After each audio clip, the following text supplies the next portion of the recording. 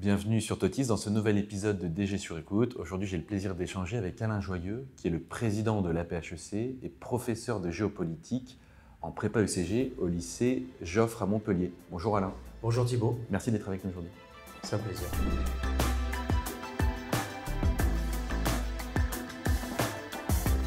Alain, tout d'abord, félicitations pour votre réélection. Est-ce que, en quelques mots, vous pourriez nous partager les grands chantiers pour ce nouveau mandat?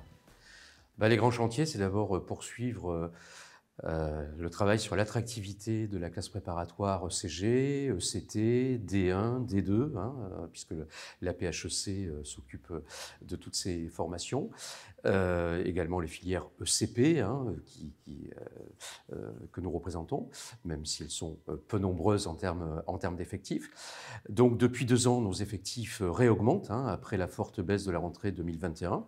Donc le défi, c'est vraiment de poursuivre finalement cette orientation à la hausse en communiquant, en expliquant, en convainquant et en allant à la rencontre des lycéens, des collègues de lycée et des familles.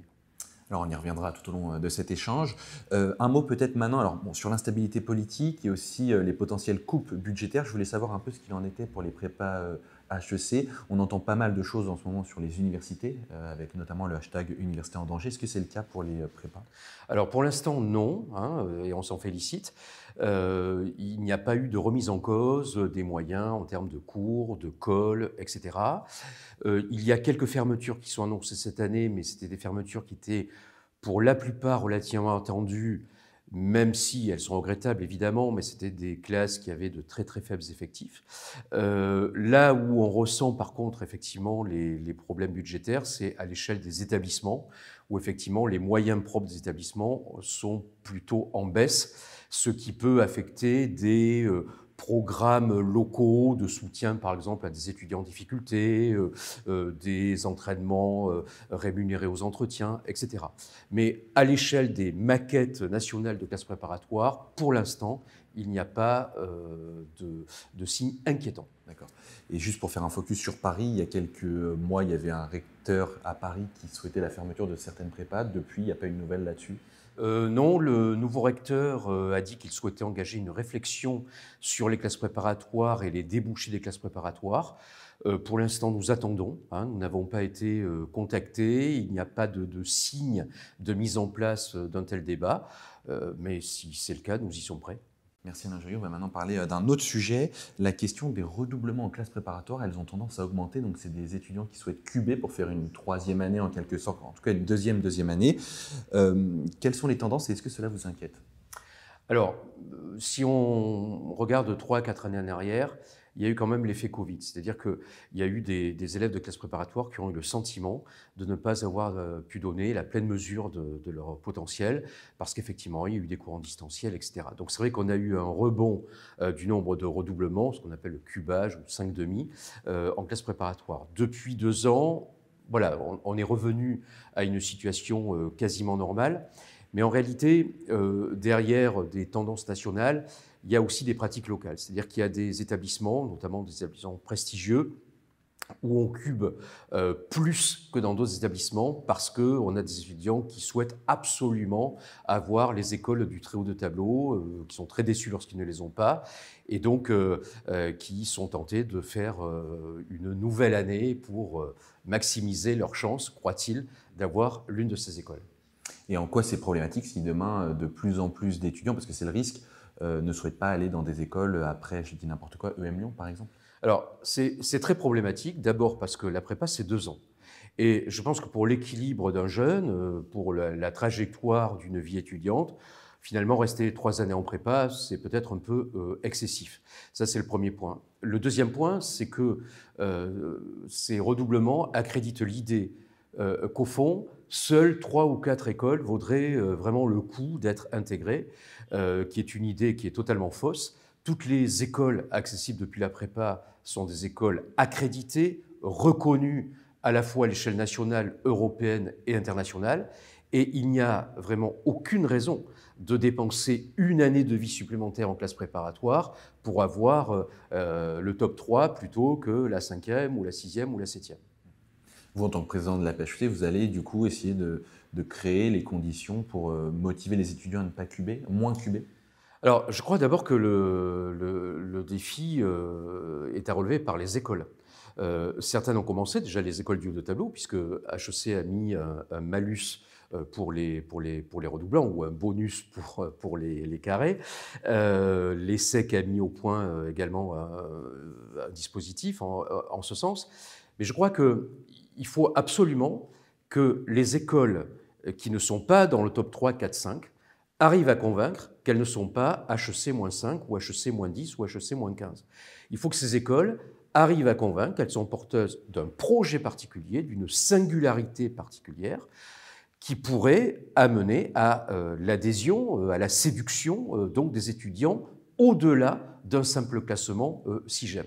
Donc évidemment, c'est un travail que doivent faire les écoles, c'est un travail aussi que nous devons faire en prépa, avec malgré tout la limite que, comme toutes les formations d'enseignement supérieur, nous sommes un peu victimes de la tyrannie des classements. C'est-à-dire qu'on sait très bien que les lycéens, les familles regardent le classement des prépas et on ne peut pas se permettre non plus de trop descendre dans les classements au risque de mettre en péril notre recrutement et la qualité donc de ce recrutement. Donc il faut trouver le bon équilibre.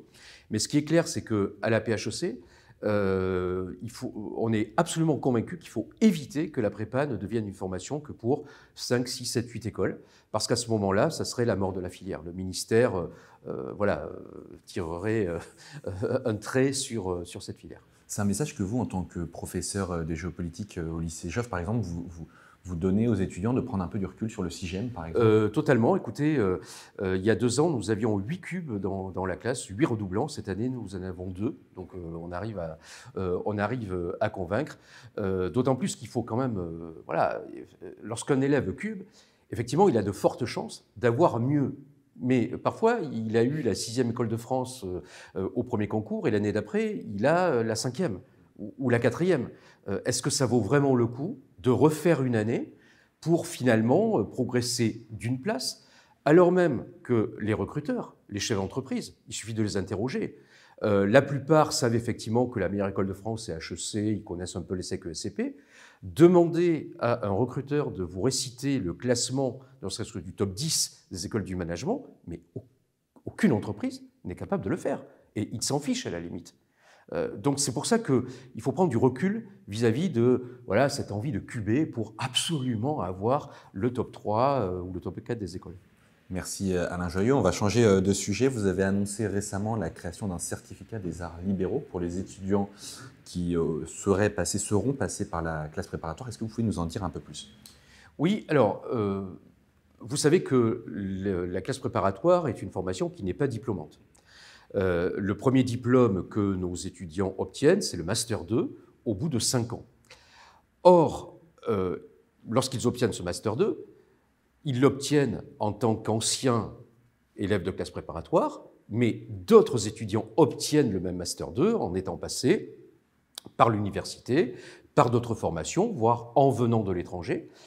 L'idée, c'était d'identifier le passage par la classe préparatoire, identifier ce continuum classe préparatoire, grande école, qui est porteur de compétences spécifiques, et donc de permettre aux recruteurs en France et à l'international d'identifier ce parcours. Alors c'est très important notamment au niveau international, parce que notamment dans le monde anglo-saxon, on ne comprend pas toujours comment on peut avoir un master en France sans licence. Et donc là, effectivement, le fait de l'appeler Liberal Arts, c'est quelque chose qui parle à l'international, notamment en Amérique du Nord, au Royaume-Uni, etc. Et on pense que ça va donc donner une meilleure lisibilité et compréhension de ces 5 années de continuum prépa grande école. Alors concrètement, comment est-ce que vous allez valoriser justement ces compétences? Ça va être comment, sous quelle forme?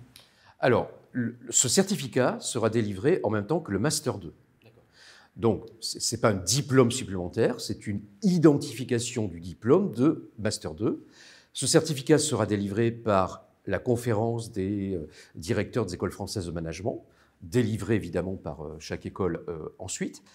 Et ce certificat renverra vers un corpus de compétences acquises par le passage dans ce continuum prépa grande école.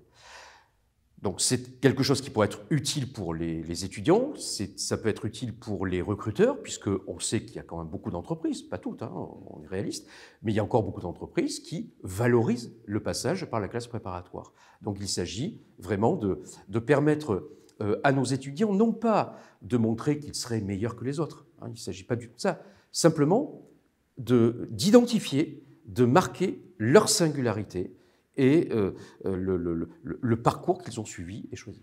Et vous pensez que ça renforcera aussi l'attractivité des prépa ECG Complètement. Parce que lorsque nous discutons avec des lycéens de première ou de terminale, ils nous disent, mais au fond, pourquoi faire une prépa alors que je pourrais très bien avoir un Master 2 en école en passant par d'autres voies? Là, le fait de leur dire, si vous passez par une classe préparatoire, vous allez avoir quand même un certificat qui va vous valoriser, qui va vous identifier et qui sera reconnu par le recruteur en France et à l'international, nous pensons que ça peut effectivement contribuer à donner de l'attractivité, à attirer les lycéens en classe préparatoire. Vous avez parlé d'un rebond d'attractivité des prépa ECG. Quels sont selon vous les prochains défis pour maintenir un peu cette reprise d'intérêt des jeunes? Le prochain défi, c'est d'abord la communication, parce qu'il y a encore trop souvent un écart entre l'imaginaire sur les prépas, hein, la réputation qu'ont les classes préparatoires, et la réalité de ce qu'elles sont.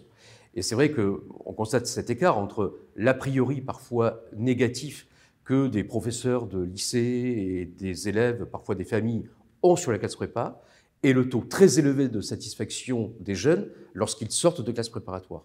Donc notre défi, c'est vraiment de communiquer sur ce qu'est aujourd'hui la classe préparatoire, sur l'intérêt de ce cursus, sur le fait quand même que c'est un cursus qui a un taux de réussite exceptionnel. Il n'y a pas l'équivalent dans l'enseignement supérieur. Il faut quand même voir que sur 100 étudiants qui rentrent en première année de classe préparatoire, vous en avez presque 90 qui obtiennent en 5 ans un Master 2. Chercher l'équivalent dans l'enseignement supérieur, il n'y en a pas. Donc le choix de la classe préparatoire, c'est un choix de l'ambition, mais c'est un choix sans risque, puisque comme les classes préparatoires sont aussi validées par les ECTS, comme tous les parcours de l'enseignement supérieur, je vous disais que près de 90% des jeunes, des étudiants obtenaient un Master 2 en 5 ans. Que deviennent les 10-12 autres pourcents? Souvent, ils se réorientent vers d'autres formations, mais sans revenir à Bac+0. Ils capitalisent leur crédit accumulé en classe préparatoire. On va maintenant parler du continuum prépa à grande école. Est-ce que vous pouvez un peu nous dresser un panorama de ce qu'il en est aujourd'hui de ce continuum et des prochains enjeux là aussi dessus? Nous travaillons sur ce continuum depuis plusieurs années. Je rends hommage ici à Lise Guillon, ancienne présidente de la CDEFM et directrice générale de Schema, qui a porté avec la PHEC donc l'amorce de ce continuum. L'idée de départ était qu'il y avait une rupture en fait, entre la classe préparatoire et la grande école, avec parfois même une sorte de prépa blues, c'est-à-dire que pendant 2 ans, classe préparatoire, les jeunes travaillent, découvrent beaucoup de choses, sont vraiment dans un rythme élevé. Et puis au fond, ils arrivaient en école avec un rythme parfois moindre, et puis surtout des disciplines qui n'avaient aucun rapport avec ce qu'ils avaient fait avant. L'idée de continuum, c'est d'amener une cohérence entre la prépa et la grande école. Et donc, ça passe par des liens plus étroits entre les grandes écoles et les classes préparatoires, et on a énormément progressé sur ce point. Il y a énormément de groupes de travail, de réflexion entre la PHEC, les grandes écoles. L'un a abouti à la création de certificats que nous évoquions tout à l'heure. Mais on a vu aussi ces dernières années toutes les grandes écoles réformer leur PGE, leur programme grande école, et réintroduire dans ce PGE des disciplines de culture générale au sens large, c'est-à-dire de la géopolitique, de l'économie, de la philosophie, etc., avec évidemment une pédagogie propre aux grandes écoles, mais parfois ces écoles ont recruté ou s'attachent à la collaboration de professeurs de classe préparatoire, ce qui fait que pour ces jeunes, la cohérence de ce cursus prépa grande école est bien meilleure, et de fait, les jeunes, et on le voit, on en voit beaucoup, vivent beaucoup mieux qu'avant cette transition de la classe prépa vers la grande école. Et est-ce qu'il y a d'autres sujets en vogue actuellement, des discussions en cours avec le nouveau président de la C2FM, Vincenzo Lenzi? Alors, il vient d'arriver, je l'ai évidemment rencontré. Oui, bien évidemment, il y a des sujets en cours, il y a des réflexions en cours sur l'évolution des concours. Faut-il les faire évoluer ou pas? Faut-il faire évoluer ou pas les épreuves? Faut-il également, comment dirais-je, aller encore plus loin dans la cohérence de ce continuum? Quelle place pour les mathématiques? Quelle place pour les langues vivantes? Enfin, il y a tout un tas de sujets sur lequel nous parlons, mais il y en a un qui est quand même important, c'est qu'il y a 2 ans, la C2FM a commandé un audit sur les classes préparatoires, sur l'image des classes préparatoires. Ils ont interrogé beaucoup de lycéens, de parents, de bacheliers qui auraient pu aller en classe préparatoire, mais qui ont fait un autre choix. Enfin, ils ont vraiment fait quelque chose de très sérieux. Et qui a montré que les jeunes d'aujourd'hui étaient prêts à travailler, mais ce qui les gênait, c'était la notion de sacrifice. Et nous devons absolument réfléchir sur comment peut-on aller en classe préparatoire sans sacrifier sa passion pour le foot, ou le rugby, ou le tennis, ou le piano, ou le théâtre, ou je ne sais quoi. Alors, on n'y est pas encore, mais on y réfléchit. Voilà. Comment pouvoir combiner les exigences de la classe préparatoire, qu'il ne faut surtout pas baisser, parce que la réputation des classes préparatoires, elle est quand même basée sur cette excellence académique qui est reconnue par tous. Mais en même temps, on est aujourd'hui face à une génération qui est prête à beaucoup travailler, mais qui ne veut pas sacrifier ses passions. Et donc là, il y a un équilibre à trouver sur lequel nous réfléchissons avec les grandes écoles.